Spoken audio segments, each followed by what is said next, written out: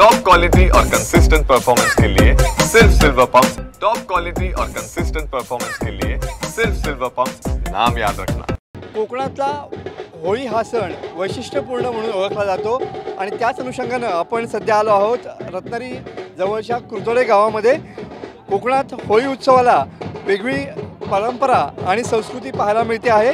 गावागावात होळी उभी करण्याची परंपरा या ठिकाणी पाहायला मिळते आहे। गावागावात होळी उभी करतानाचा थरार या ठिकाणी होळी उत्सवामध्ये या ठिकाणी अनुभवता येतो। कुर्तोडे गावात सध्या होळी उभी करण्याचा रोमांच जो आहे तो या ठिकाणी पाहायला मिळतो आहे। आंब्याच्या झाडाची होळी उभी करण्याचा हा होळी उत्सवातली परंपरा आजही कुर्तोडे गावात कायम असलेली पाहायला मिळते आहे। दोरीची मदत न घेता शेकडो ग्रामस्थ ही आंब्याची होळी या ठिकाणी उभी करतात। कोकणातल्या आंब्यासोबतच सुरमाड, पोफळी याची देखील होळी उभी करण्याची परंपरा आजही कायम असलेली पाहायला मिळते। होळी उभी झाल्यानंतर पालखीभोवती होळीला 5 प्रदक्षिणा मारण्याची परंपरा आहे।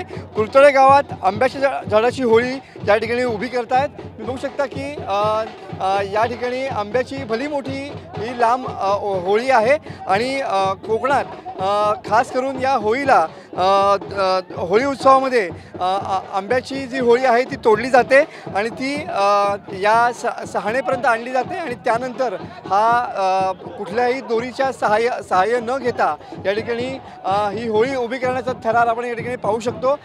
काही वजन काही टन वजनाची या ठिकाणची होळी आपल्याला पाहायला मिळते आहे। मात्र ग्रामस्थ एकोप्यानं ही होळी या ठिकाणी उभी करतात आणि एक वेगळा आणि रोमांचकारी थरार या होळी उत्सवात या ठिकाणी प्रत्येक गावात आपल्याला पाहायला मिळतो। कॅमेरामन समीत गजनेसह मनोज लेले, TV9 मराठी, रत्नागिरी।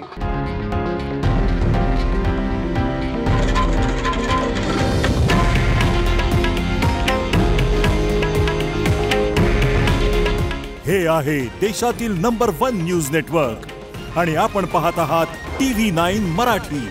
काळजी तुमची, हित महाराष्ट्राचं।